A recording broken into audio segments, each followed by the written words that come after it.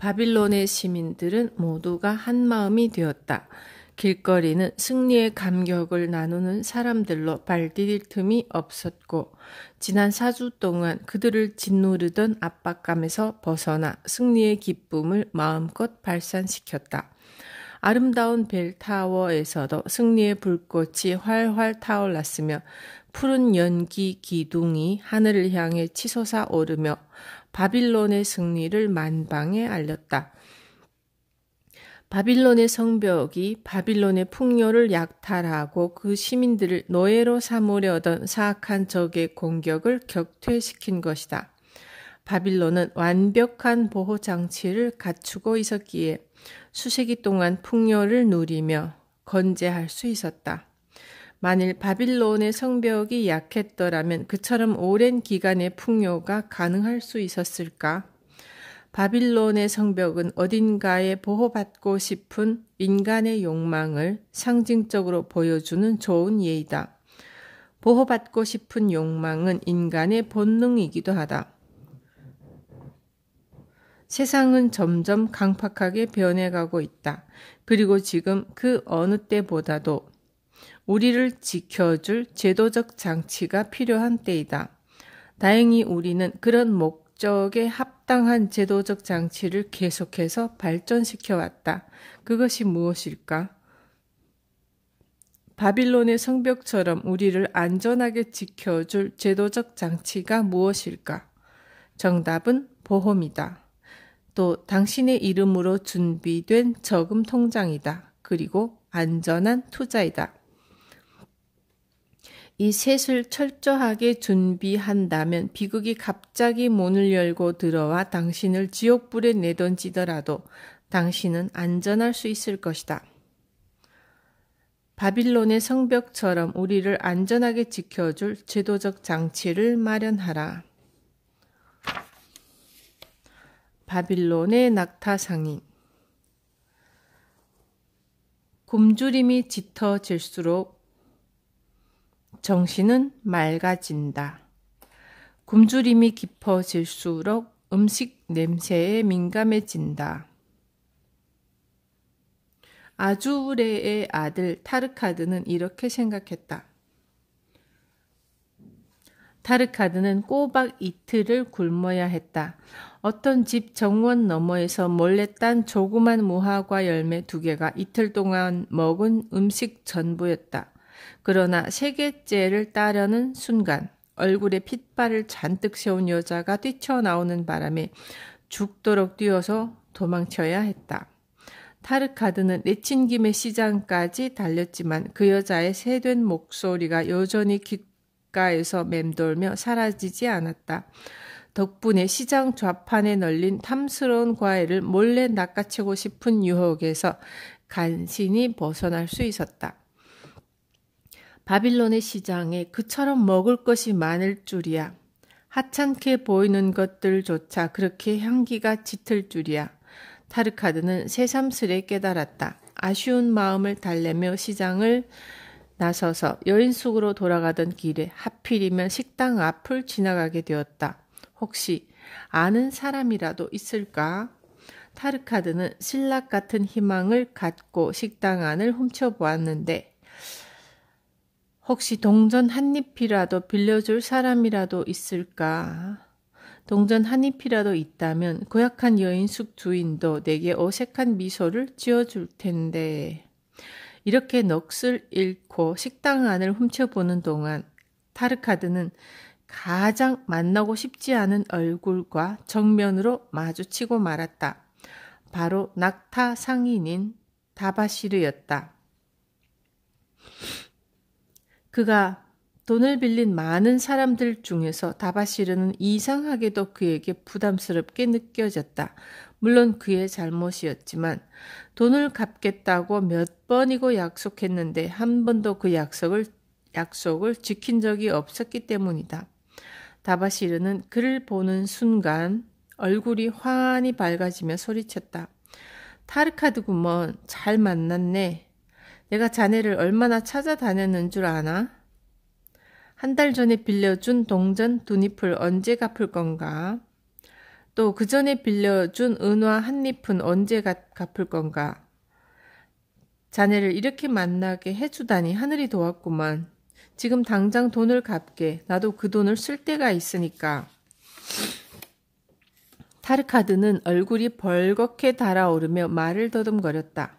제대로 대답할 수가 없었고 이틀을 굶은 까닭에 다바시르와 말다툼할 기력조차 없었다. 그는 죽어가는 목소리로 죄송합니다. 오늘은 한 푼도 없습니다.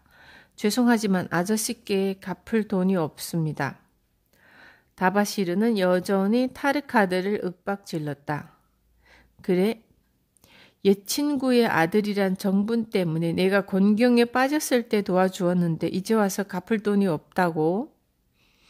죄송합니다. 운이 없었습니다. 하는 일마다 제대로 되는 것이 없었습니다. 운이 없었다고? 자네 잘못을 신의 탓으로 돌리는 건가? 자네처럼 갚을 생각은 하지 않고 빌릴 생각만 하는 사람은 언제나 운을 탓하지. 나를 따라오게. 나도 배가 고프니 먼저 먹어야겠네. 밥을 먹는 동안 자네에게 해줄 이야기가 있어. 타르카드는 다바시르의 노골적인 힐난에 움찔하지 않을 수 없었다. 하지만 식당까지 따라 들어오라는 것은 결국 밥을 사주겠다는 뜻이 아닌가? 타르카드는 체면을 불구하고 다바시르의 뒤를 따라 식당으로 들어갔다. 다바시르는 타르카드를 식당 구석으로 데려갔고 그들이 자리에 앉자 식당 주인인 카오스코르가 만면의 미소를 지으며 다가왔다. 다바시르는 단골 손님인 듯 카오스코르에게 허물없이 말했다. 디저트로는 두툼한 도마뱀 다리를 준비해주고 식사로는 염소 종아리살을 주게나 빵과 야채도 준비해주고 배가 고프니 잔뜩 먹어야겠어. 아참 이 친구는 물 한 컵이면 충분할 걸세. 날이 더우니 찬물로 갖다 주게. 순간 타르카드는 심장이 멎는 기분이었다. 다바시르가 진수성찬을 먹는 동안 찬물이나 마시고 있어야 한단 말인가. 하지만 그는 불평할 입장이 아니었다. 아무런 생각도 떠오르지 않았다. 그러나 다바시르는 타르카드의 심정을 조금도 헤아려 주지 않았다. 다른 손님들에게 다정하게 손을 흔들어 주면서도 타르카드에게는 눈길조차 주지 않았다. 마침내 다바시르가 타르카드를 차가운 눈빛으로 바라보며 말했다. 며칠 전 우르파에서 온 여행자에게 돌을 양피지처럼 아주 얇게 잘라서 창틀에 끼워 비가 들이치는 것을 막는다는 부자에 대한 이야기를 들었네. 얼마나 얇게 잘랐는지 그 돌판을 통해서 바깥 세상을 볼 수 있다고 하더구만. 돌판은 노란색이었다네. 그 여행자도 그 돌판을 통해서 바깥 세상을 볼 기회가 있었는데 세상이 원래 모습대로 보이지 않고 이상하게 보였다네. 타르카드, 자네 생각은 어떤가? 경우에 따라서 세상이 다른 색으로도 보일 수 있다고 생각하나? 타르카드는 다바시르 앞에 놓인 염소 종아리살에서 눈을 떼지 못한 채 대답했다. 그럴 리가 있겠습니까? 아닐세. 나도 한때는 세상을 원래의 색과 전혀 다른 색으로 본 적이 있었네. 내 경험을 자네에게 얘기해 주려 하네. 내가 어떻게 세상을 다시 원래의 색으로 보게 되었는지 말일세. 그때 옆자리에 앉아있던 손님이 옆 친구에게 다바시르가 재미있는 이야기를 할 모양이야 라고 하면서 방석을 다바시르 가까이로 끌어와 앉았다. 다른 손님들도 그들에게 다가와 반원형으로 둥그렇게 둘러앉았다. 타르카드의 귀에는 그들이 고기를 씹어대는 소리가 유난히 크게 들렸다. 그의 앞에만 음식이 없었고 매정하게도 다바시르는 그에게 빵 한 조각도 권하지 않았다. 그러나 타르카드는 이를 악물고 배고픔을 참아야만 했다. 마침내 다바시르가 염소 종아리에서 떼어낸 살덩이를 꿀꺽 삼키면서 이야기를 시작했다. 이제부터 내 젊은 시절을 이야기해 주겠네. 내가 어떻게 낙타 상인이 되었는지 말해주겠네. 내가 옛날에 시리아에서 노예 생활을 했다면 믿을 수 있겠나? 모두가 놀라는 얼굴이었다. 그러나 다바시르는 염소 종아리에서 다시 살덩이를 찢어내며 그 시절을 찬찬히 이야기하기 시작했다. 나는 안장을 만들어 팔던 아버지에게 어렸을 때부터 장사하는 방법을 배웠네. 아버지 가게에서 일하면서 아름다운 아내까지 맞아들였고 별다른 기술이 없었던 까닭에 돈벌이가 시원찮았지만 아내와 절약하면서 그런대로 살아갈 수가 있었지. 하지만 내게는 커다란 꿈이 있었네. 그동안 주변 사람들에게 신용을 쌓았기 때문에 내가 원하면 쉽게 돈을 빌릴 수 있다는 것을 알게 되었고 그때부터 내 생활도 달라지기 시작했지. 내가 제때 돈을 갚지 못해도 주변 사람들은 내가 언젠가는 갚을 것이라 생각하며 주저없이 빌려주었지. 그러나 나는 젊고 경험이 없었기 때문에 버는 것보다 더 쓰는 어리석은 짓은 몇 갑절에 벌로 되돌아온다는 평범한 진리를 전혀 모르고 있었네. 나는 화려한 옷을 찾았고 아내에게도 많은 장신구를 사주었지. 내 수입을 훨씬 넘어서는 돈을 펑펑 쓰고 다녔네. 그것이 모두 빚으로 돌아왔지. 처음에는 그런대로 빚을 갚을 수 있었는데 그때는 아무런 문제도 없었고 내 수입이 그처럼 호사스럽게 먹고 살면서 빚을 갚기에는 턱없이 부족하다는 사실을 깨달았을 때 빚쟁이들이 나를 쫓아다니면서 괴롭히기 시작했네. 당연히 내 가족은 파탄 지경에 이르렀고 친구들에게 손을 벌렸지만 친구들까지도 나를 외면했지. 그들에게도 돈을 제대로 갚지 못했기 때문이네. 내 삶은 점점 황폐해져 갔어. 아내마저 나를 버리고 친정으로 돌아가 버렸지. 결국 나는 바빌론을 떠나기로 결심했어. 다른 도시에서 새로운 삶을 살기로 결심했어. 그로부터 2년 동안 나는 대상들을 따라다니며 등이 휘도록 일했지만 별다른 성과를 거두지 못했지. 나는 좌절감을 이겨낼 수가 없어서 마침내 사막을 휩쓸고 다니면서 힘없는 대상들을 습격해서 돈을 빼앗는 강도단의 유혹에 빠지고 말았어. 결국 결코 사람답지 못한 짓이었지만 나는 세상을 엉뚱한 눈으로 바라보고 있었던 것이야. 나는 내가 어디까지 타락했는지조차 깨닫지 못하고 있었네. 우리는 처음에 대단한 성공을 거두었어. 상당한 황금과 비단을 약탈할 수 있었지. 그래서 우리는 기니르로 그것들을 가져가 흥청망청 써버렸네.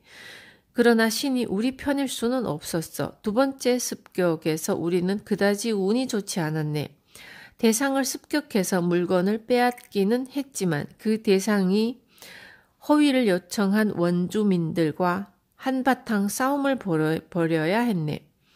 결국 우두머리 격이던 두 사람이 죽었고 우리는 포로가 되어 다마스커스로 끌려갔지. 그곳에서 우리는 벌거벗겨진 채 노예로 팔리는 신세가 되고 말았어. 시리아의 한 족장이 나를 은화 2개에 사들였어. 나도 다른 노예들처럼 머리가 깎이고 국부만을 겨우 가린 옷을 입고 지내야 했네. 무모한 젊은 혈기로 세상을 제멋대로 살았던 때까지 나는 족장의 부인들을 시중드는 노예가 되었지. 족장의 내 부인은 마치 나를 거세된 남자처럼 다루었네. 그런 상황에서 내가 무슨 희망을 품을 수 있었겠나. 시리아 사막의 사내들은 한결같이 사납고 호전적이었어. 내게는 그들에게 저항할 수단도 그렇다고 도망칠 방도도 없었기 때문에 그들의 뜻에 순종하는 수밖에 없었네. 족장의 내 부인이 내게 눈길을 던질 때마다 나는 수치심을 견딜 수 없었어. 그래도 그녀들에게 동정심을 얻을 수 있으리라는 한 가닥 희망을 품어보았지. 첫째 부인 시라는 가장 나이가 많았어. 그녀는 언제나 나를 무표정한 얼굴로 지켜보았기 때문에 그녀에게 커다란 위안을 얻지 못했고, 둘째 부인은 눈부시게 아름다운 여인이었지만 내가 지렁이라도 되는 듯 역겨운 눈초리로 나를 바라보았네. 나머지 두 부인도 마찬가지였어. 나를 볼 때마다 킥킥대고 웃으면서 내게 모멸감을 안겨주었네. 나는 사형 선고를 받고 형집행을 기다리는 죄수와도 같은 심정이었네. 내 부인은 서로 미루면서 내게 어떤 일도 선뜻 맡기려 하지 않았지. 어느 날 시라가 족장에게 말했어. 이 땅에는 노예가 넘쳐나지만 낙타를 제대로 다루는 노예는 거의 없습니다. 그래서 제 어머니가 열병으로 쓰러지셨는데도 오늘까지 찾아뵙지 못하고 있습니다. 제 낙타를 믿고 맡길 만한 노예가 없기 때문이죠. 저 노예에게 낙타를 끌 수 있는지 물어봐 주세요. 시라의 부탁에 족장이 내게 물었어.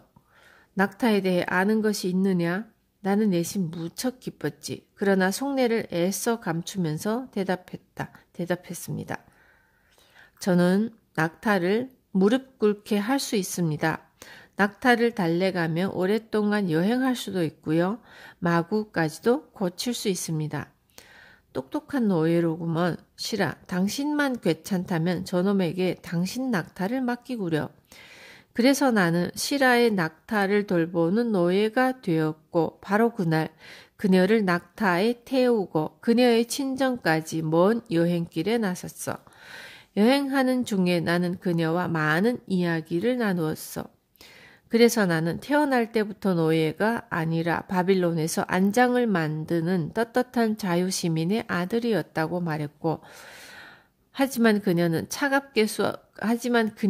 차갑게 쏘아붙인 말에 나는 당황하지 않을 수 없었지. 그리고 내 자신을 냉정하게 되돌아볼 기회가 되었어. 그렇게 의지가 약해서 노예가 된 주제에 어떻게 자유인이었다고 뻔뻔스레 말할 수 있느냐? 물이 항상 수평을 이루는 이유가 무엇이겠느냐? 너에게 애초부터 노예 근성이 없었다면 어떻게 노예가 되었겠느냐? 혀를 깨물고서라서도 죽었어야지. 내가 진정으로 자유인의 영혼을 지닌 사람이라면 어떤 고난 앞에서도 자유인다운 명예를 지키면서 살았을 게다. 나는 거의 1년 동안 노예로 살았지. 다른 노예들과 뒹굴면서 살았지만 내 영혼마저 노예가 될 수는 없었네. 어느 날 시라가 내게 물었어. 다른 노예들은 서로 사귀면서 재밌게 지내는데 너는 외톨이처럼 혼자 지내는 이유가 무엇이냐? 지난번 부인께서 저에게 말씀하신 것을 생각해 보았습니다. 그리고 영혼마저 노예가 되어서는 안 되겠다고 결심했습니다. 그래서 저들과 어울릴 수 없는 것입니다. 그래서 저는 항상 혼자입니다. 그러자 시라가 긴 한숨을 내쉬며 말했네.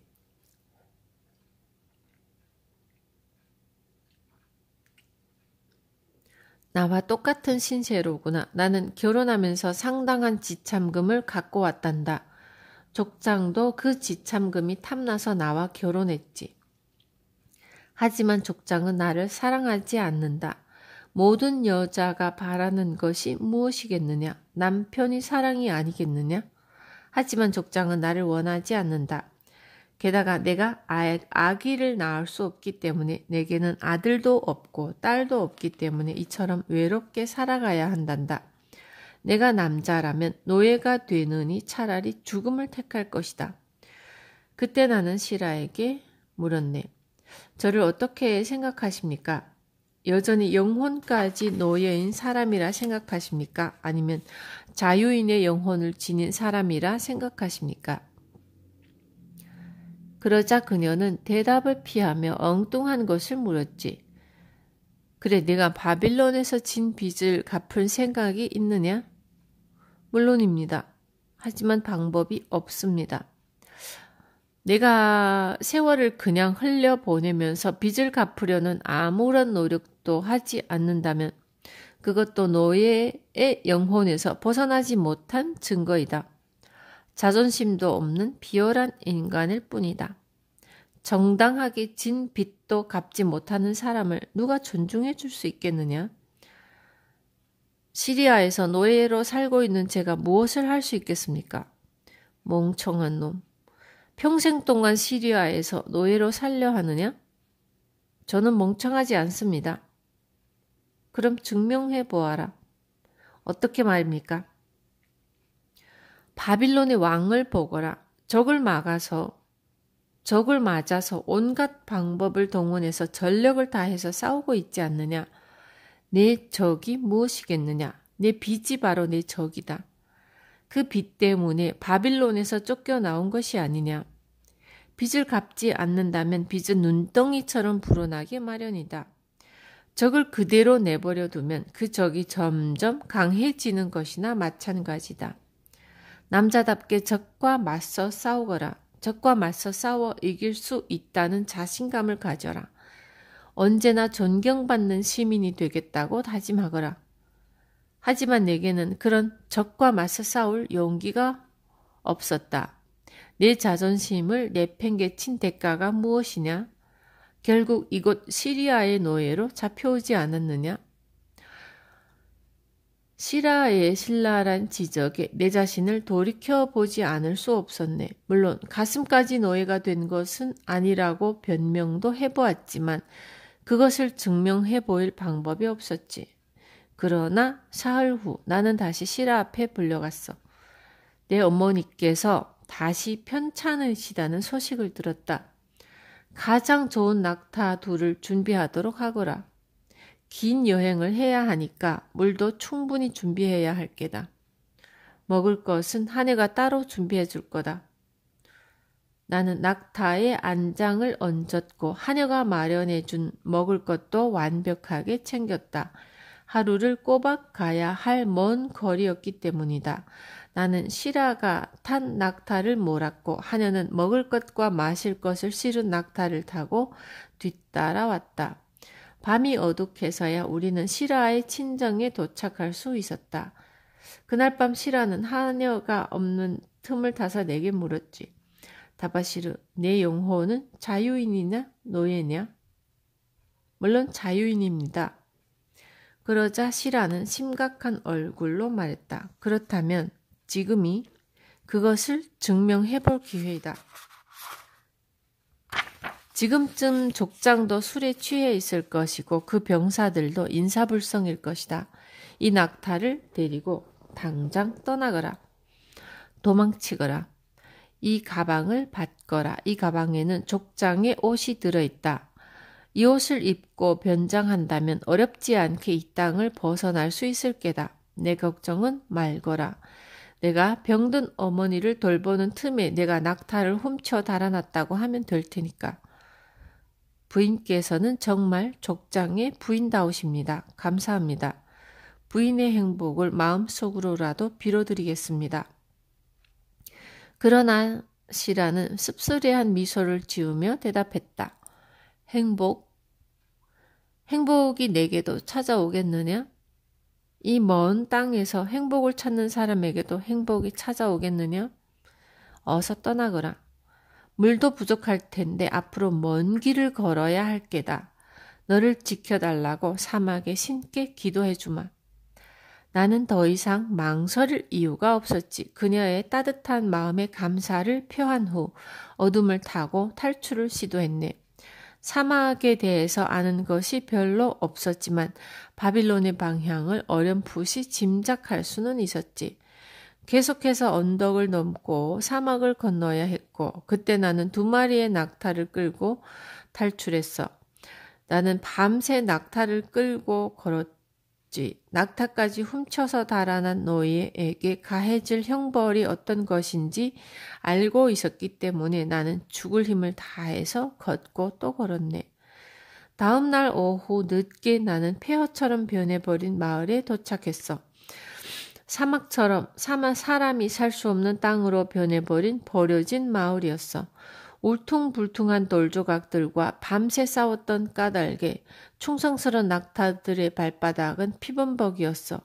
그러나 낙타는 그런 고통을 참아내면서 끈덕지게 걸었지. 며칠 동안 나는 사람을 만나지 못했네. 심지어 동물조차 구경할 수 없었어. 하기사 그처럼 황폐한 땅에 어떤 생명체가 살 수 있었겠는가. 꿈에서도 생각하고 싶지 않은 혹독한 여행이었네. 우리는 물을 먹은 솜처럼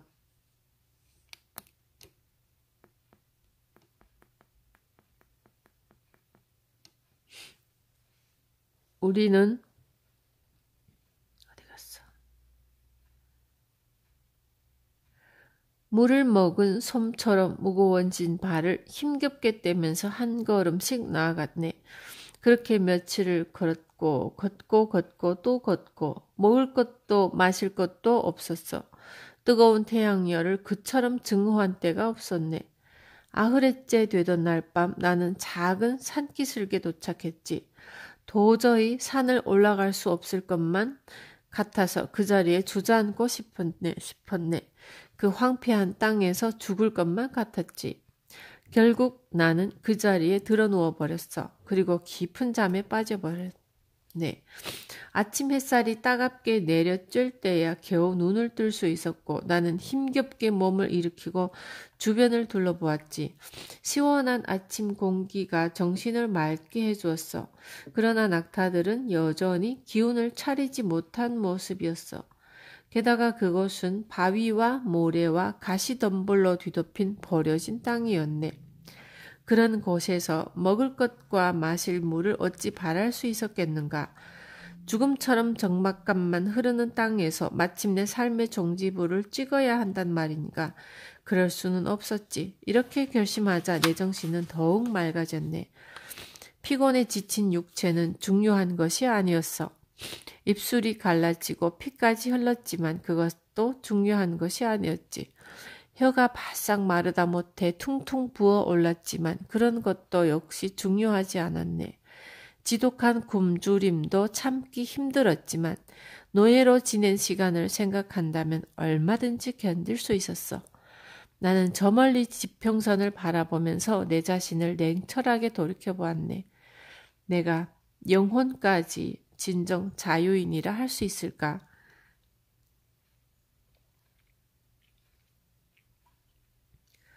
노예적 근성을 완전히 씻어내지 못한 것은 아닐까? 그때 나는 분명히 깨달을 수 있었네. 내게 노예적 근성이 눈꼽만큼이라도 있다면 모든 것을 포기하고 그 자리에서 죽음을 택하는 것이 나았네. 도망친 노예의 종말로는 어울리는 죽음이었지.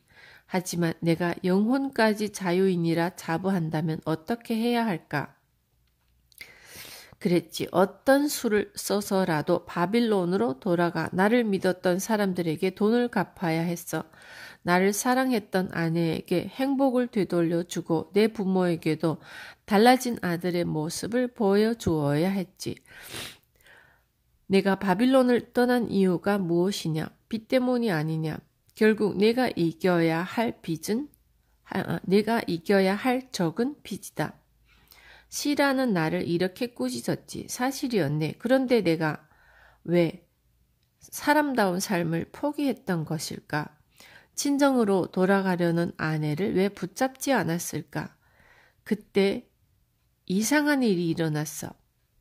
그때까지 내 눈을 가렸던 생유리가 사라진 듯 온 세상이 다른 색으로 보이기 시작했지. 마침내 나는 삶에서 진정한 의미를 깨달았던 것이야. 사막에서 죽는다고? 나는 아니야. 내가 이 사막에서 헛되이 죽을 수는 없어. 나는 새롭게 시작하고 싶은 의욕에 불탔어. 반드시 해낼 수 있을 것이라는 자신감에 불탔지. 먼저 바빌론으로 돌아가서 내게 돈을 빌려준 사람들을 만나야 했네. 내가 겪은 불행과 좌절의 세월을 그들에게 솔직하게 털어놓고 뼈가 부서지도록 일을 해서라도 돈을 갚겠다고 말하고 싶었지. 그런 다음 아내를 찾아 용서를 빌고 내 부모에게 부끄럽지 않은 아들이 되어야 했지. 내 빚이 내 적이었네. 하지만 내게 돈을 빌려준 사람들은 나를 믿었던 친구들이었고 내 잘못 때문에 그런 친구들을 적으로 만들었던 것이다. 나는 비틀거리며 일어섰지. 굶주림, 그것은 대수로운 문제가 아니었어. 목줄기를 태우는 갈증, 그것도 대수로운 문제가 아니었지. 내 목표는 바빌론이었네.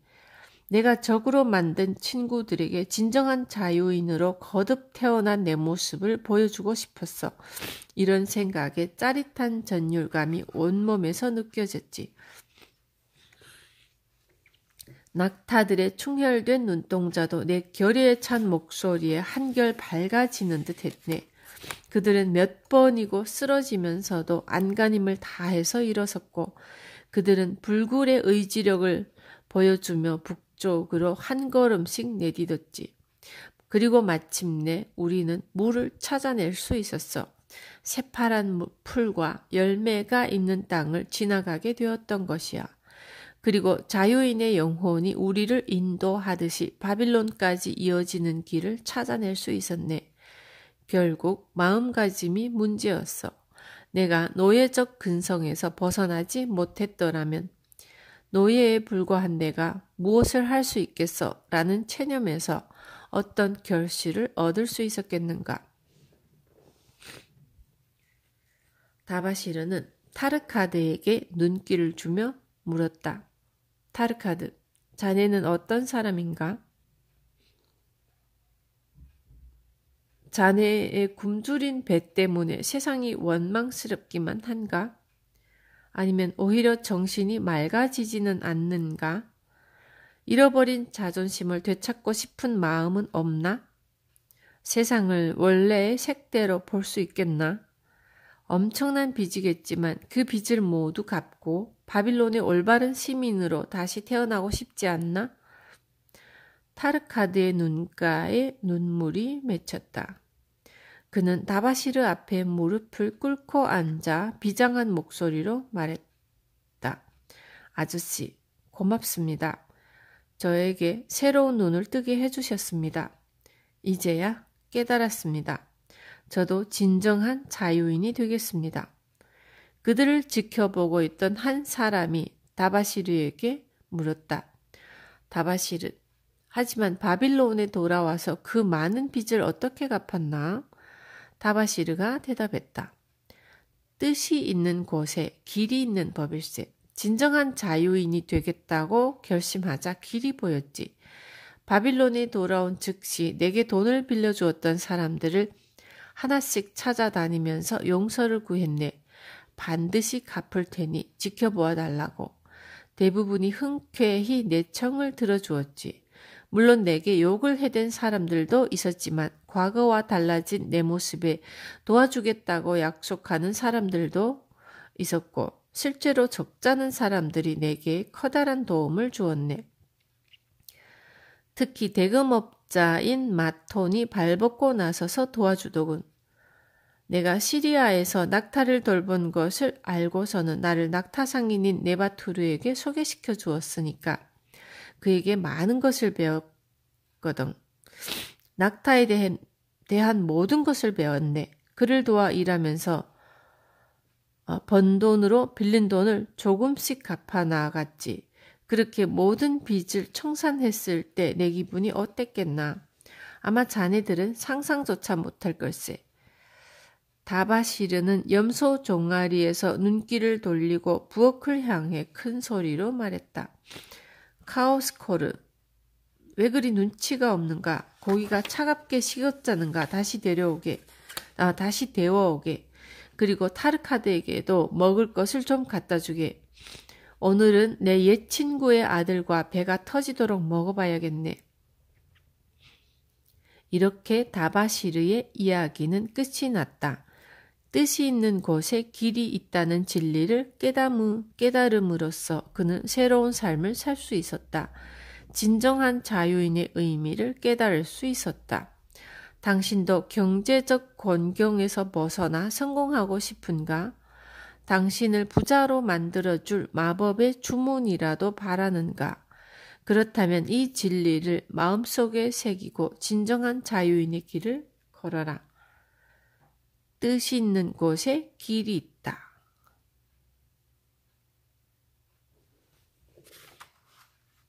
바빌론의 토판.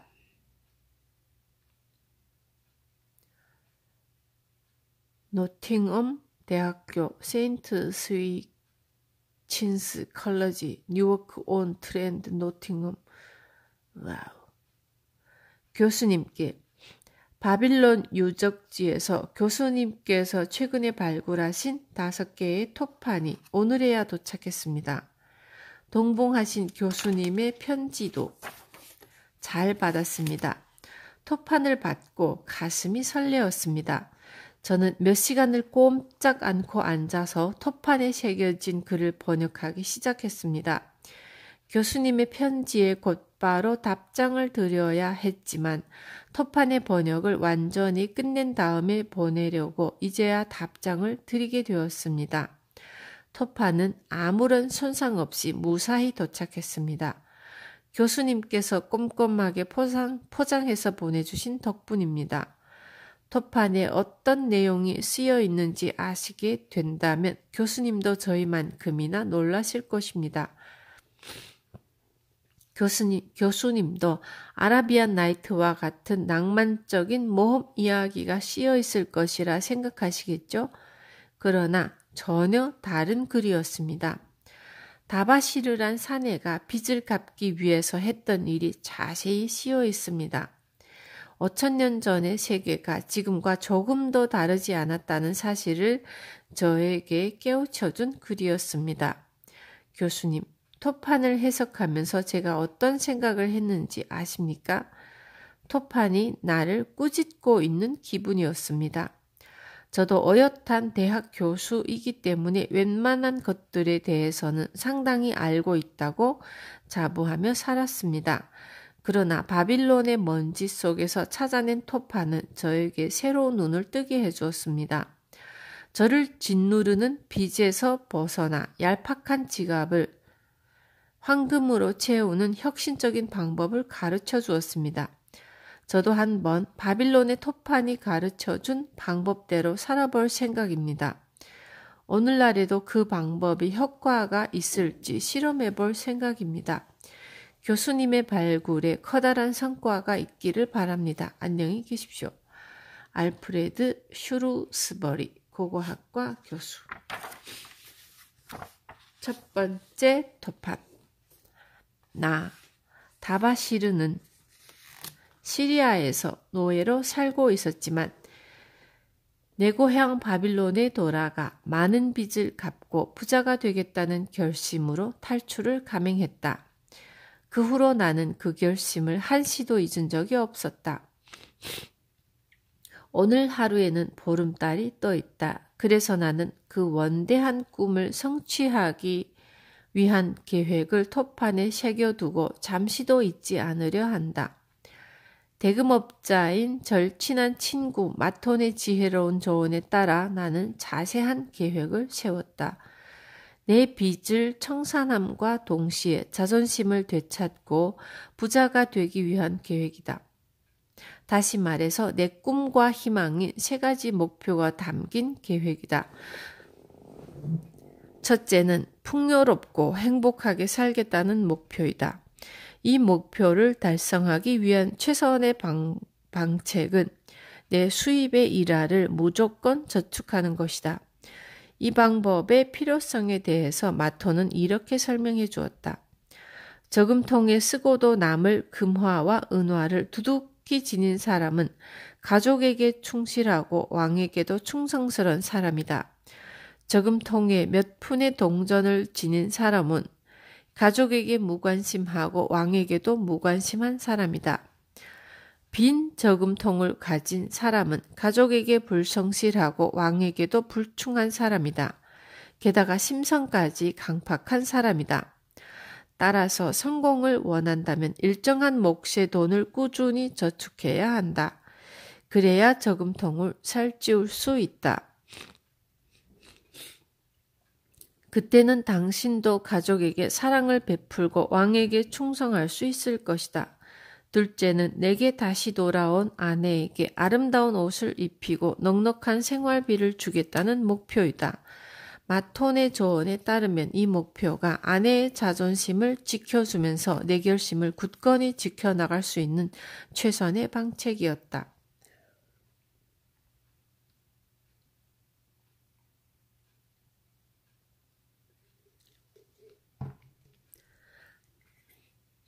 따라서 내 수입의 7할로 먹을 것과 입을 옷을 사고 그 밖에 자질구레한 비용들을 충당할 작정이다. 그 정도로도 내 가정을 행복하게 꾸려가는데 부족함이 없으리라 생각한다. 그러나 마토는 장래의 원대한 목표를 위해서는 내 수입의 7할을 넘는 지출을 해서는 안 된다고 충고해 주었다. 가끔은 힘겹더라도 이 원칙을 고수할 때 내 계획이 성공할 수 있을 것이라고 말했다. 나는 그 범위 내에서 살기로 굳게 결심했다. 7할의 범위를 넘어서서는 어떤 지출도 하지 않겠다고 결심했다. 두 번째, 토판. 셋째는 내가 번 돈으로 빚을 갚겠다는 목표였다. 따라서 보름달이 뜰 때마다 내 수입의 이하를 적절하게 쪼개서 나를 믿고 돈을 빌려준 사람들에게 조금씩이라도 갚을 생각이다. 이렇게 꾸준히 갚아간다면 언젠가 모든 빚을 청산할 수 있지 않겠는가? 내가 빚을 진 사람들과 그 액수를 이 톱판에 적어두고 잊지 않으려 한다. 파루, 직조공, 은화 2개와 동전 6개, 신자르, 침상 제조인 은화 1개, 아마르, 친구, 은화 3개와 동전 1개, 장카르, 친구, 은화 4개와 동전 7개, 아스카미르, 친구, 은화 1개와 동전 3개, 하린시르, 보석 세공인, 은화 6개와 동전 2개, 디아베케르, 아버지의 친구, 은화 4개와 동전 1개, 알카하드, 집주인, 은화 14개, 마톤, 대금업자, 은화 9개, 비레지크, 농부, 은화 1개와 동전 7개,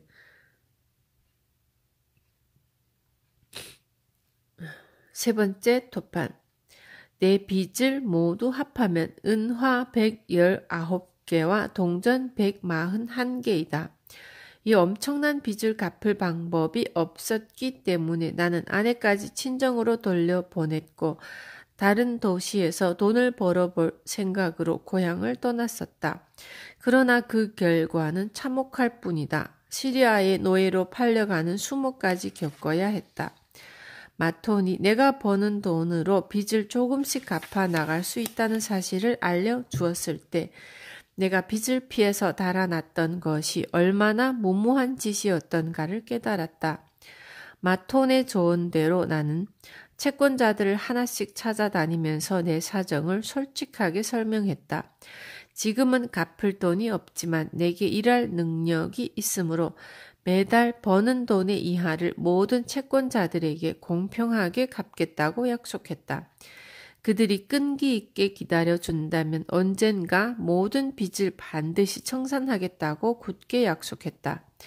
그러나 내가 가장 절친한 친구라 생각했던 아마르는 내게 심한 욕설을 퍼붓고 농부인 비레지크는 내가 곤경에 처했을 때 자신이 도와주었으니 그 돈을 먼저 갚아달라고 말했다. 집주인인 알카하드는 내 간청을 듣는 척도 하지 않으면서 곧장 모든 빚을 청산하지 않으면 내 가족을 집에서 내쫓겠다고 협박했다. 하지만 다른 사람들은 내 청을 기꺼이 받아들였다. 덕분에 나는 더욱 자신감을 갖고 일할 수 있었고 빚쟁이를 피해 다니는 삶보다 빚을 조금씩이라도 갚아가는 삶이 훨씬 편안하다는 사실을 새삼스레 확인할 수 있었다. 모든 빚쟁이의 요구를 만족시켜 줄 수는 없겠지만 나는 그들의 빚을 공평하게 갚아갈 것이다. 네 번째 토판. 다시 보름달이다. 지난 한 달 동안 나는 편안한 마음으로 정말 열심히 일했다. 착한 아내도 내 뜻을 이해해주고 나를 적극적으로 도와주었다. 아내와 나는 네바투르를 대신해서 건강한 낙타를 사고 팔면서 은화 19개를 벌었다. 나는 계획대로 그 돈을 나누었다.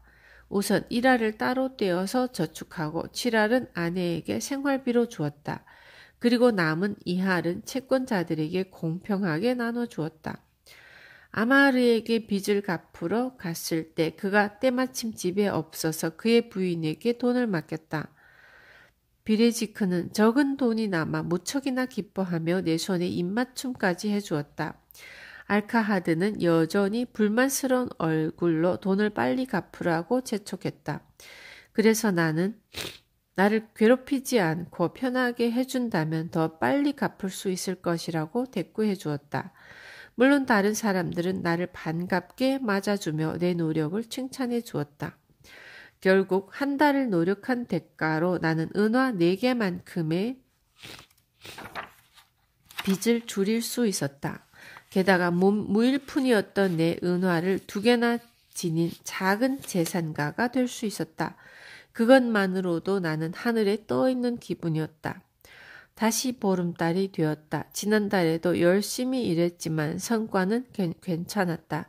낙타 거래가 원활치 못한 시원찮았다.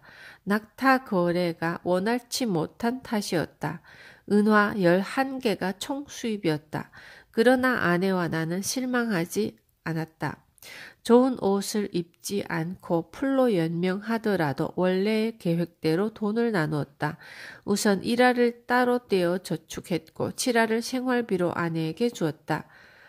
그런데 뜻밖에도 아마르가 나를 반갑게 맞아주는 것이 아닌가. 비레지크도 마찬가지였다.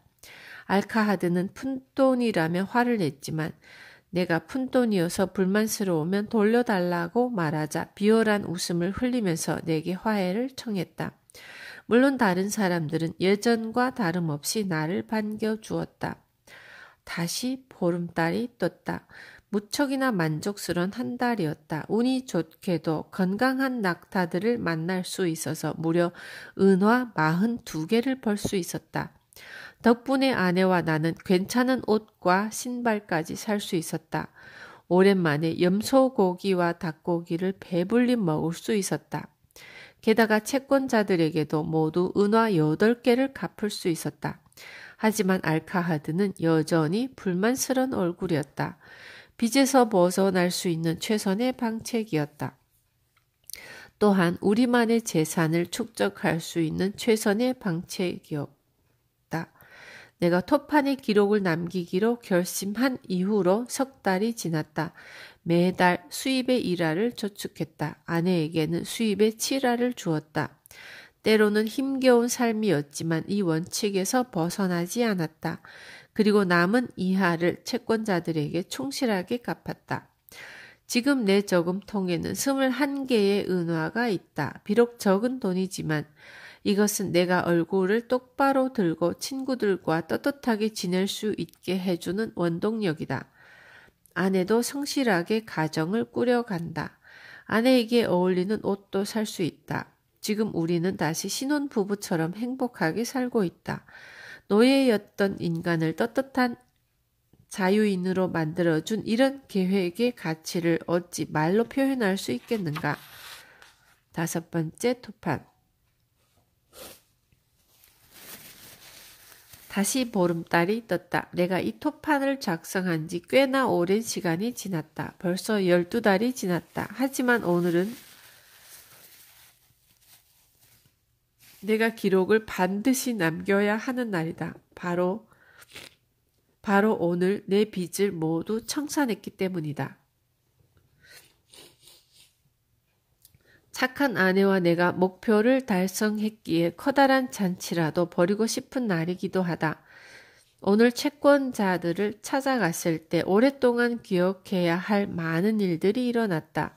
아마르는 그동안 쌀쌀하게 대했던 것에 용서를 구하고 내가 그에게 가장 소중한 친구의 하나로 되돌아왔다고 눈물을 글썽대며 말했다.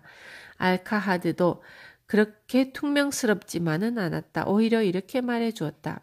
옛날에 자네는 뚜렷한 자기 모습을 갖지 못한 물렁한 진흙덩어리에 불과했지만 이제 분명한 자신의 모습을 가진 청동이 되었네. 자네는 이제 믿을 수 있는 사람이야. 앞으로 돈이 필요하다면 언제라도 찾아오게. 알카하드만이 나를 이렇게 평가해 준 것은 아니었다. 이제는 모두가 내게 신뢰의 눈길을 보내준다. 착한 아내도 내게서 자신감이 느껴진다고 말해주었다. 이 모두가 나를 성공의 길로 이끌어준 방법 때문이다. 내게 모든 빚을 청산하게 해주고 지갑까지 두툼하게 만들어준 방법 때문이다. 나는 미래의 모든 세대에게 이 방법대로 살아가라고 권하고 싶다. 과거에 노예 노릇까지 했던 사람에게 빚을 청산하고 두툼한 지갑까지 갖게 해준 방법이라면 행복한 미래를 꿈꾸는 어떤 사람에게도 도움이 될 것이라 믿기 때문이다. 앞으로도 나는 이 방법대로 살아갈 생각이다. 지금처럼 살아간다면 언젠가 반드시 부자가 될 수 있으리라는 확신이 있기 때문이다.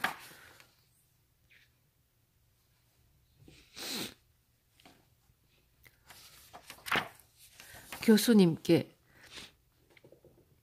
바빌론의 유적지를 탐사하는 중에 다바시르라는 낙타 상인의 유령이라도 만나시면 제가 안부를 묻더라고 전해 주십시오. 아주 오래전 그가 토판에 남긴 글 덕분에 영국의 한 대학 교수 부부가 빚을 딛고 일어나 행복한 삶을 살고 있다고 전해 주십시오. 2년 전 제가 토판에 씌어있는 방법대로 살면서 빚을 청산하고 돈을 저축하겠다고 결심한 것을 기억하실 겁니다. 동료들에게는 아무 말도 하지 않았지만 솔직히 말씀드려 2년 전까지 저는 절망적인 상황에 빠져 있었습니다. 누적된 빚 때문에 우리 부부는 깊은 시름에서 벗어날 날이 없었습니다. 심지어 소문을 퍼뜨려 나를 대학에서 쫓아내겠다고 협박하는 빚쟁이들도 있었죠. 우리는 1실링까지도 쪼개서 빚을 갚고 또 갚았지만 사정은 조금도 나아지지 않았습니다. 그런 상황에서도 우리는 체면을 잃지 않으려고 비싼 물건까지 사들이는 허세를 부렸습니다. 따라서 사정이 나아지기는커녕 빚만 불어나는 악순환에 빠지고 말았습니다. 빚에서 벗어나려고 발버둥 쳐보았지만 아무런 소용이 없었습니다. 집주인에게도 빚을 지고 있어 싼 집으로 이사할 수도 없었고요. 그런 상황을 개선할 방도가 도무지 보이지 않았습니다. 그때 바빌론의 낙타 상인이 남겨놓은 토판을 보게 되었습니다. 그도 우리와 똑같은 처지였습니다. 그가 남긴 이야기는 우리 부부에게 한 가닥 희망의 불빛이었습니다. 그래서 그가 한 방법대로 우리에게 빚을 준 사람들의 목록을 만들어 그들을 찾아다녔습니다. 그 목록을 보여주면서 제 계획을 설명했습니다. 제가 그들에게 한꺼번에 빚을 갚을 방도가 없다고 솔직하게 설명했습니다. 그들도 목록에 쓰인 숫자를 보면서 고개를 끄덕였습니다. 그리고 제가 빚을 청산할 수 있는 유일한 방법은 매달 수입의 20%를 2년 동안 그들에게 공평하게 갚아 나가는 것이라 설명했습니다. 그리고 앞으로 모든 거래를 현찰로 하겠다고 다짐했습니다. 예상과 달리 대부분이 너그럽게 제 계획을 수긍해 주었습니다. 심지어 우리가 단골로 다니는 야채 가게 주인은 발벗고 나서서 다른 사람들을 설득해 주었습니다. 당신이 앞으로 모든 물건을 현찰로 지불하고 빚까지 조금씩 갚는다면 지금보다야 훨씬 낫겠죠. 내 생각에 3년이면 모든 빚을 청산할 수 있을 겁니다. 라고 격려까지 해주었습니다. 마침내 저는 제 수입의 20%로 빚을 조금씩 갚는 조건 하에서 우리를 괴롭히지 않겠다는 계약을 모든 빚쟁이와 체결할 수 있었습니다.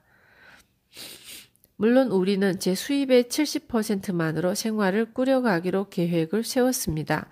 그리고 남은 10%는 반드시 저축하기로 결심했고 미래의 두둑한 지갑을 생각할 때마다 온몸이 짜릿해지는 만족감을 느낄 수 있었습니다. 커다란 변화를 찾아 나선 모험을 시작하는 기분이었죠. 우리는 미래의 변화된 모습을 상상하며 살았습니다. 제 수입의 70%만으로도 충분히 살아갈 수 있었습니다. 일단 우리는 집을 줄였고 덕분에 상당한 돈을 절약할 수 있었습니다. 우리가 즐기던 저명한 브랜드의 홍차까지 바꿨는데 게다가 훨씬 싼 값으로 더 향긋한 홍차를 살 수 있다는 것에 놀라지 않을 수 없었습니다. 그러나 교수님께 10%의 힘에 대해 꼭 말씀드리고 싶습니다. 우리는 그 혜택을 벌써 누리고 있습니다. 지나치게 성급한 것이 아니냐고 비웃지 마십시오. 그 10%가 저에게 커다란 기쁨을 주고 있습니다. 교수님도 남은 돈을 조금씩 모아가면 짜릿한 희열을 맛보실 수 있을 것입니다. 남은 돈을 억지로 쓰는 것보다 저축해서 불려간다면 그것보다 즐거운 일이 어디에 있겠습니까? 그 돈은 저에게 자신감을 주었습니다. 어느 정도 돈이 저축되자 우리는 그 돈을 훨씬 유용하게 활용할 수 있는 곳을 찾아냈습니다. 매달 10%의 돈을 적절한 곳에 투자하게 된 것입니다. 그런 투자는 저에게 완전히 새로운 삶을 선물로 안겨주었습니다. 저도 마침내 현찰이 아니라 수표를 사용할 수 있게 된 것입니다. 우리가 투자한 돈이 꾸준히 늘어나고 있다고 생각할 때마다 더할 나위 없이 행복합니다. 제가 교수직에서 은퇴할 쯤이면 상당한 액수가 되어 있을 것입니다. 그것에서 발생하는 수입으로 넉넉히 살 수 있으리라 생각합니다. 이 모든 것이 다바시르라는 바빌론의 낙타 상인이 가르쳐준 방법대로 살아간 결과입니다. 믿기 어려우시겠지만 사실입니다. 빚은 줄어들면서 투자한 돈은 나날이 늘어가고 있습니다. 게다가 경제적으로도 예전보다 훨씬 풍족하게 살고 있습니다. 뚜렷한 계획하에 사는 것과 무작정 사는 것이 결과에서 이처럼 커다란 차이를 만들어낼 줄이야 어떻게 알았겠습니까? 내년 말이면 우리는 모든 빚을 청산하게 됩니다. 그때가 되면 우리 부부는 여행을 즐기면서도 투자액을 더욱 늘릴 수 있을 것입니다. 물론 앞으로도 생활비로 수입의 70% 이상을 쓰지 않기로 굳게 다짐했습니다.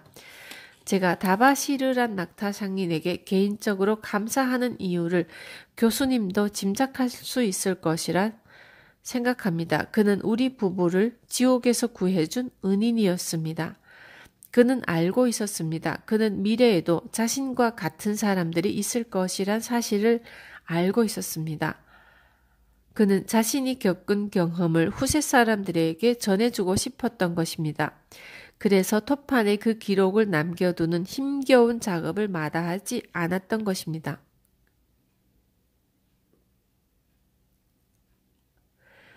그는 빚에 고통받는 사람들에게 소중한 메시지를 남겨주었습니다. 바빌론이 몰락하고 5,000년이 지난 지금까지도 변함없이 효과 있는 메시지입니다. 교수님의 건승을 빕니다. 알프레드 슈루스버리 고고학과 교수. 바빌론 부자들의 메시지는 바빌론이 몰락하고 5,000년이 지난 지금도 여전히 효과가 확실한 불멸의 투자 지혜이다.